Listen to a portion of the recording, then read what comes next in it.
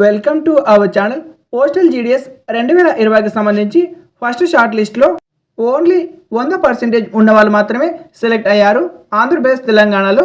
ఇప్పుడు ప్రతి ఒక్క క్యాండిడేట్ ఉన్న డౌట్ వచ్చేసి, మీరు అప్లై చేసిన పోస్ట్ ప్రిఫరెన్స్లో వేరే వాళ్ళు సెలెక్ట్ అయ్యారు కదా షార్ట్ లిస్ట్లో, మరి సెకండ్ షార్ట్ లిస్ట్లో మీరు ఎలా ఆ యొక్క పోస్ట్ ప్రిఫరెన్స్లో సెలెక్ట్ అవుతారని మీకు ఒక డౌట్ అయితే ఉంటుంది. ఎలా మీరు సెకండ్ షార్ట్ లిస్ట్లో ఉంటారో వీడియోలు తెలుసుకోబోతున్నారు. వీడియోని చూసే ముందు ఒక లైక్ చేసి ఛానల్కి తప్పక సబ్స్క్రైబ్ చేయండి. చాలామంది అప్లై చేసేటప్పుడు రిజిస్ట్రేషన్ ఫామ్లో నేమ్ అయినా రాంగ్ ఇచ్చింటారు, లేదా వాళ్ళ డేట్ ఆఫ్ బర్త్ అయినా రాంగ్ ఉంటుంది, లేదా ఇక మూడో ఆప్షన్ వచ్చేసి మార్క్స్ అయితే కొందరు ఫేక్ మార్క్స్ అయితే ఇచ్చింటారు, కొందరు 10/10 వచ్చింటే తెలక 100% ఇచ్చింటారు. అలాగే షార్ట్ లిస్ట్ అయిన క్యాండిడేట్స్ 23వ తేదీలోపు డాక్యుమెంట్ వెరిఫికేషన్ చేసుకోకపోయినా వీళ్ళందరూ షార్ట్ లిస్ట్ 1లో రిజెక్ట్ అవుతారు డాక్యుమెంట్ వెరిఫికేషన్ సంబంధించి. అప్పుడు షార్ట్ లిస్ట్ 2 అయితే వస్తుంది. అందులో మీకు స్కోర్ బాగా ఉన్నట్టయితే మీరు షార్ట్ లిస్ట్ 2లో సెలెక్ట్ అవుతారు. మీరు అప్లై చేసిన రిజిస్ట్రేషన్ ఫామ్లో ఉన్న డీటెయిల్స్ డాక్యుమెంట్ వెరిఫికేషన్లో సేమ్ యాజ్ యూజ్ అయితే ఉండాలి. అలా ఉంటేనే డాక్యుమెంట్ వెరిఫికేషన్లో మీరు సక్సెస్ అవుతారు. ఏమాత్రం రాంగ్ ఉన్నా మీరు డాక్యుమెంట్ వెరిఫికేషన్లో రిజెక్ట్ అవుతారు.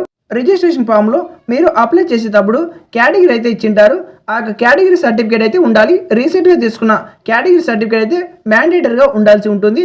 మీరు ఏ సర్కిల్కి అయితే అప్లై చేస్తారో ఆ యొక్క సర్కిల్కి సంబంధించి లోకల్ లాంగ్వేజ్ అయితే మీకు వచ్చి ఉండాలి. ఒకవేళ లోకల్ లాంగ్వేజ్ రాకపోయినా మీరు డాక్యుమెంట్ వెరిఫికేషన్లో రిజెక్ట్ అవుతారు.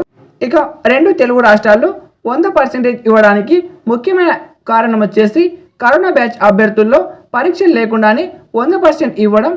కొన్ని సర్కిల్లో 42% వచ్చిన వాళ్ళు కూడా సెలెక్ట్ అయితే అయ్యారు. అస్సాం సర్కిల్లో అన్ని సర్కిల్తో పోల్చినట్టయితే చాలా తక్కువ కాంపిటీషన్ అయితే ఉంటుంది. కాబట్టి 42% కూడా సెలెక్ట్ అయిన క్యాండిడేట్స్ అయితే ఉన్నారు. డాక్యుమెంట్ వెరిఫికేషన్ మార్చ్ 23తో కంప్లీట్ అవుతుంది. సెకండ్ షార్ట్ లిస్ట్ వచ్చేసి ఏప్రిల్ 1st వీక్న వస్తుంది. వీడియోస్ ఒక లైక్ చేసి ఛానల్కి తప్పక సబ్స్క్రైబ్ చేయండి. అలాగే మీ సర్కిల్, మీ ఏజ్, మీ కేటగిరీ, స్కోర్ అయితే కామెంట్లో కామెంట్ చేయండి.